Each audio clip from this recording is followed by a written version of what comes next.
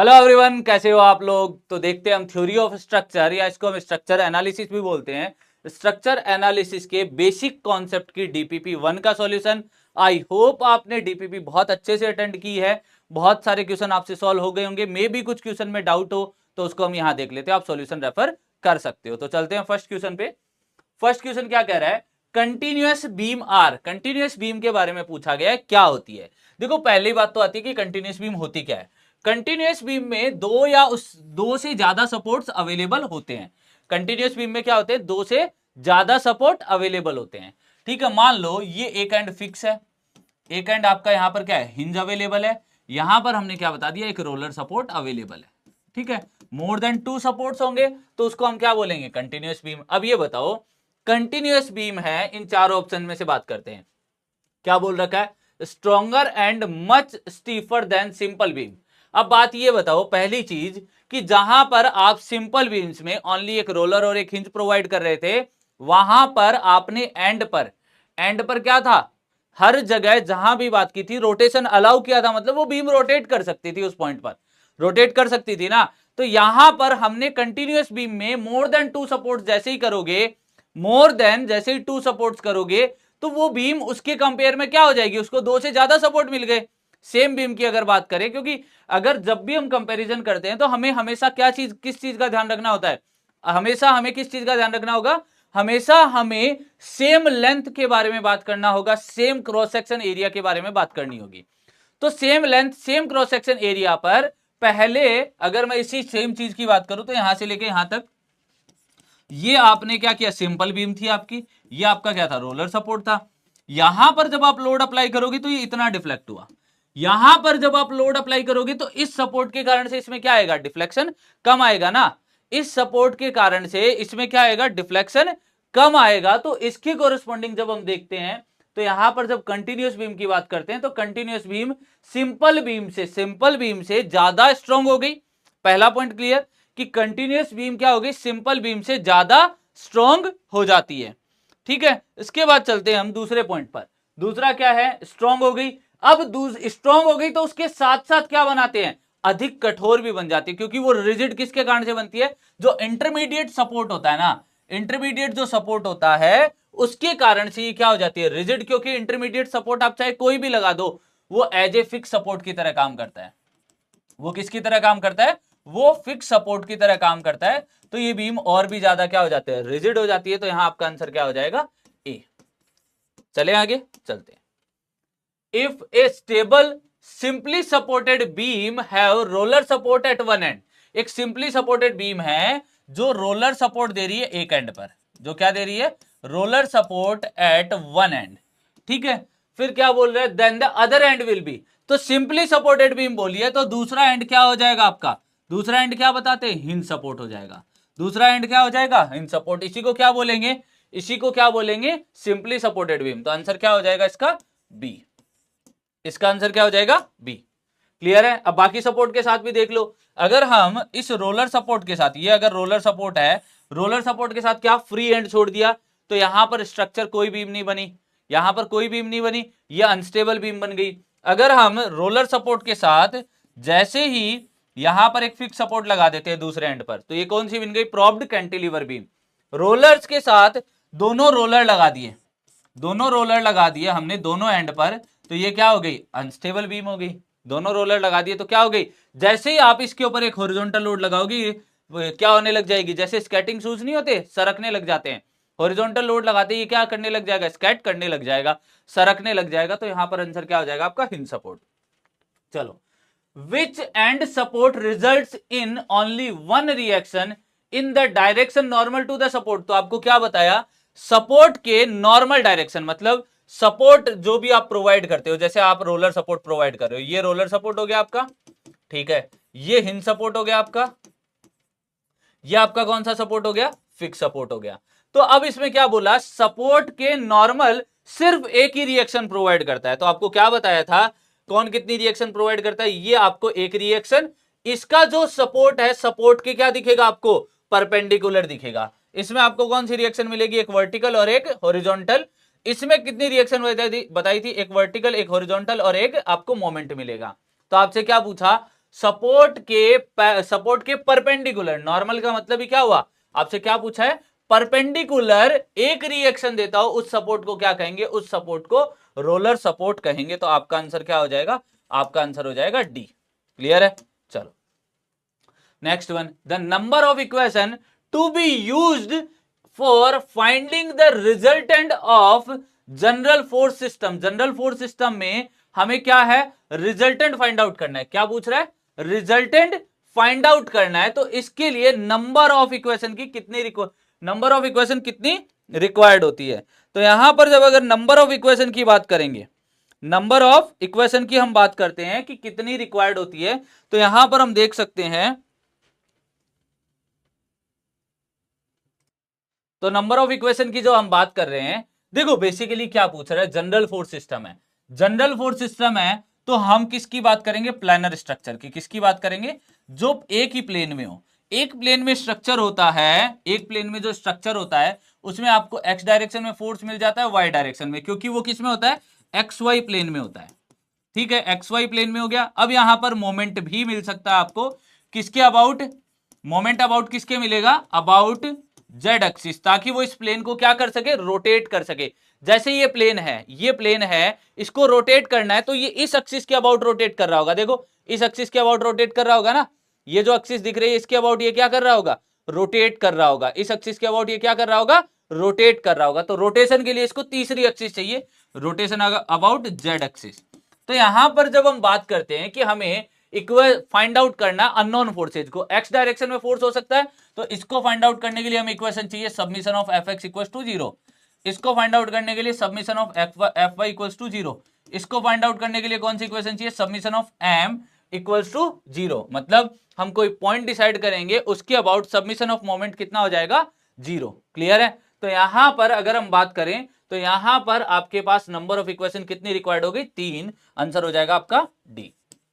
Answer कितना हो जाएगा आपका, डी। चलो next one, the if line of action, यहां पर क्या होगा, line of action of forces in a system of force meet at a point then these forces is known as. देखो एक ही पॉइंट पर जितने भी फोर्स लग रहे हैं, जितने भी फोर्स लग रहे हैं वो क्या लग रहे हैं, एक ही पॉइंट पर मीट हो रहे हैं, एक ही पॉइंट पर मीट हो रहे हैं। इस टाइप के फोर्सेज को क्या कह देते हैं, इस टाइप के फोर्सेज को क्या कह देते हैं, कॉन्करेंट फोर्सेज। इसको क्या कह देंगे, कॉन्करेंट फोर्सेज। अगर एक ही पॉइंट पर नहीं मिलते तो उसको क्या कह देंगे, नॉन कॉन्करेंट बोल देंगे।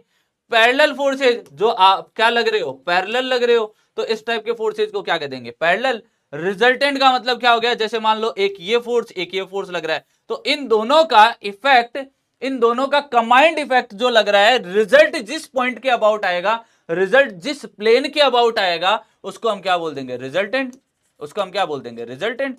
तो ये आपका क्या हो गया, रिजल्टेंट। तो यहां पर आपका आंसर क्या हो गया, कॉन्करेंट। तो आपका आंसर यहां पर हो गया सी। चलो next, A cantilever beam is one which is, cantilever beam क्या होती है उसके बारे में हम बात करेंगे। तो कैंटिलीवर बीम कौन सी होती है बताओ, एक एंड फिक्स होता है, दूसरा एंड फ्री होता है। तो देख लो आंसर, तो fixed at one and and free at the other and. तो आपका आंसर क्या हो जाएगा, सी। ठीक है, अगर हम बनाएंगे तो फिक्स्ड एट बोथ एंड कौन सी हो गई, फिक्स्ड बीम हो गई आपकी। सपोर्ट एट इट्स एंड, अब इसने सपोर्ट स्पेसिफाई नहीं किया, सपोर्ट कुछ भी हो सकता है। तो अगर आप सपोर्ट लगाओगे दोनों एंड पर, तो उसके अकॉर्डिंग अगर एक पर फिक्स लगाते हो, दूसरे पे आप कुछ और सपोर्ट लगाते हो, तो ये प्रॉप्ड कैंटिलीवर बन गई। Supported on more than two support, more than two support होगा तो उसको क्या कह देंगे, जैसे एक सपोर्ट ये हो गया, एक सपोर्ट आपने रोलर लगा दिया, अगेन आपने क्या लगा दिया, हिंज। तो इस टाइप की बीम को क्या बोल देंगे, कंटिन्यूअस बीम। इस टाइप की बीम को क्या बोल देंगे, कंटिन्यूअस बीम। तो यहां पर आंसर क्या हो गया आपका, सी। चलो आगे, the vertical support reaction at A for the beam is, at A for the beam is. देखो आपको ए पर पूछा है, तो ये वाला पॉइंट ए है आपका, ये वाला पॉइंट बी है। ठीक है, ए पर रिएक्शन कितनी आएगी ये निकालना है, आर ए। कैसे निकाल सकते हो, आर ए आर बी निकालना आपको बताया। देखो सबमिशन ऑफ एफ वाई, क्योंकि वर्टिकल फोर्स है ये, हॉरिजॉन्टल नहीं है, तो हम इक्विलिब्रियम इक्वेशन कौन सी लगाएंगे, summation of F Y equals to zero. तो एक साइड को पॉजिटिव मान लो और डाउनवर्ड को हमने क्या मान लिया, नेगेटिव।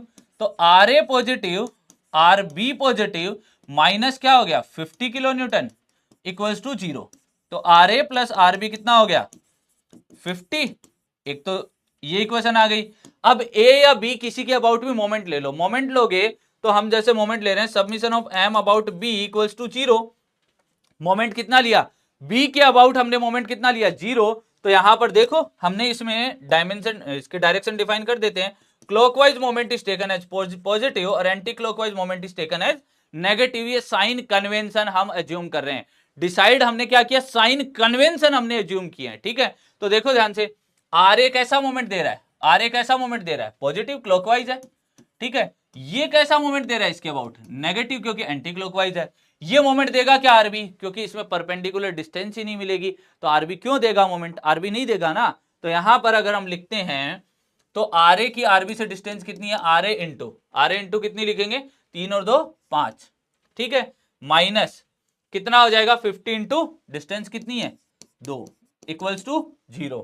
तो यहां पर आर ए कितना आ गया, आर ए आ गया आपके पास 20 किलो न्यूटन, आर ए कितना आ गया 20 किलो न्यूटन। आरबी कितना आ जाएगा, आरबी कितना आ जाएगा 50 minus 20 that is equals to 30 kilo newton. चलो ये तो था एक मेथड। दूसरे मेथड से देखो, जब भी हमें आरए रिएक्शन निकालनी हो, आरए रिएक्शन निकालनी हो तो हम क्या करेंगे, लोड रख देंगे जितना भी अपोजिट डायरेक्शन में आ रहा है, इसके अपोजिट डायरेक्शन में जितना भी लोड आ रहा है वो रख देंगे, रख दिया 50 मल्टीप्लाई बाई। अब यहां पर इसके इस स्पैन के अपोजिट डिस्टेंस कितनी है वो देख लेंगे। इस स्पैन के ये क्या है, सी पॉइंट बोल दो, सी पॉइंट बोल दिया। तो एसी नहीं देखना है अब आपको, इसके पास वाला स्पैन नहीं देखना, इसके दूर वाला देखना है। तो कितना आया 2 मीटर डिवाइड बाई पूरी डिस्टेंस कितनी आई 5 मीटर, कैंसिल आउट कर दो 10, ये कितना हो गया 20 किलो न्यूटन। सिमिलरली ये निकाल के देख लो आरबी, आरबी में क्या करना है आपको, ये वाली डिस्टेंस नहीं देखनी है यहां से लेके यहां तक की, आपको देखनी कौन सी है, ये वाली देखनी है। तो ये वाली कितनी है 50 इंटू 3 डिवाइड बाई 5, ये लो आपकी कितनी आ गई 30 किलो न्यूटन। ऐसे भी निकाल सकते हो। आर ए कितना हो गया, यहां पर आपको आर ए पूछा है, ए लगा दो आंसर। चलो next one, a beam which is fixed at one and and simply supported at the other and. एक बीम फिक्स्ड है इस पे और सिंपली सपोर्टेड है, मतलब यहां पर रोलर भी हो सकता है, हिंज भी हो सकता है। हमने रोलर सपोर्ट लगा दिया। इस टाइप की बीम को क्या बोलते हैं, इस टाइप की बीम को क्या बोलते हैं, प्रोब्ड कैंटिलीवर बीम। इस टाइप की बीम को क्या बोलते हैं, प्रोब्ड कैंटिलीवर बीम। तो लगा दो, बी ऑप्शन हो गया। चलो next one, how many constraints are there in a fix support in a planar system. Constraints का मतलब ही क्या हो गया, रुकावट कितनी आती है, मतलब वो डिफ्लेक्शन कितनी डायरेक्शन में रोक रहा है। फिक्स सपोर्ट जितने डायरेक्शन में रिएक्शन क्रिएट हो रही है उतने डायरेक्शन में वो क्या कर रहा है, डिफ्लेक्शन रोक रहा है। जैसे फॉर एग्जाम्पल अगर मैं बात करूं, अगर मैं सिंपल सी बात करूं, गेट का जो हैंडल होता है, अगर जो फिक्स हैंडल है उसकी बात करते हैं, वो एक टाइप से फिक्स सपोर्ट है। अब देखना उसको, आप उसको बाहर खींचना चाहोगे खींच सकते हो क्या, नहीं ना। आप उसको ऊपर उठाना चाहोगे उठा सकते हो, ऊपर या नीचे, नहीं कर सकते। क्या उसको रोटेट कर सकते हो, नहीं कर सकते। तो वो तीनों डायरेक्शन में डिफ्लेक्शन को क्या कर रहा है, रोक रहा है। तो यहां पर आपको जो रिएक्शन मिल रही है वो तीनों डायरेक्शन में आपको मिलती है, मोमेंट भी मिलता है और हॉरिजॉन्टल भी डायरेक्शन में मिलती है, वर्टिकल डायरेक्शन में भी मिलती है। क्लियर हुआ। तो यहां पर आपको कितने कंस्ट्रेंट मिल रहे हैं, प्लानर सिस्टम में पूछा था, प्लानर का मतलब होता है 2D स्ट्रक्चर। अगर यही स्पेस में पूछता, स्पेस में पूछता तो कौन सा हो जाता, अगर यहां पर बोलता, अगर यहां पर बोलता तो स्पेस बोलता, तो स्पेस का मतलब क्या हो जाता 3D हो जाता। तो 2D स्ट्रक्चर में कितने होते हैं 3, आंसर क्या हो जाएगा बी। चलो, a body said to be in equilibrium में एक बॉडी को कब कहेंगे, ये बताओ। बॉडी इक्विलिब्रियम में कब होती है, बॉडी की इक्विलिब्रियम कंडीशन बताना, देखना ध्यान से। Summation of F X equals to 0, F Y equals to 0, summation of M Z equals to 0, ठीक है, ये होता है। तो ये बताओ summation of F X equals to 0 body horizontal direction में मूव करती है क्या, नहीं ना, तो पहला स्टेटमेंट गलत। दूसरा, वर्टिकल डायरेक्शन में मूव करती है क्या, नहीं करती, दूसरा स्टेटमेंट गलत। M Z equals to 0, moment 0 है, रोटेट कहां से करेगी, रोटेशन भी नहीं होगा। तो यहां पर आपका आंसर क्या हो जाएगा डी। क्लियर। चलो next one, if summation H summation V are the algebraic sum of the forces resolve in horizontally and vertically respectively and summation M is the algebraic sum of the moment of forces about any point for the equilibrium of the body acted upon, body acted upon. आपसे ये पूछा है कि किसी point की equilibrium मतलब साम्यावस्था condition के लिए आपके पास क्या कंडीशन होनी चाहिए, तो किसी भी बॉडी की साम्यावस्था के लिए हम क्या बोलते हैं, summation of F X equals to zero, summation of F Y equals to zero, summation of M Z equals to zero. इसने क्या बोला, इसने इसी कंडीशन को क्या लिख दिया, summation of H equals to zero, summation of V equals to zero, और इसको क्या लिख दिया, summation of M equals to zero. तो यहां पर आंसर क्या हो जाएगा, ऑल ऑफ द अबव। आपका आंसर क्या हो जाएगा, डी। क्लियर है। तो यहां आपका डीपीपी के सारे क्वेश्चन सॉल्व हो जाते हैं। आई होप आपने बहुत अच्छे से अटेंड की होगी। प्रैक्टिस करते रहिए, स्ट्रक्चर टफ नहीं है, स्ट्रक्चर को सिर्फ आपके टाइम की नीड है। आप जब भी किसी चीज से प्यार करते हो ना, वो बहुत इजी हो जाती है, तो आप स्ट्रक्चर से प्यार करो, वो भी आपके लिए इजी हो जाएगा। बात समझ में आई। मिलते हैं नेक्स्ट डीपीपी में। Thank you so much guys.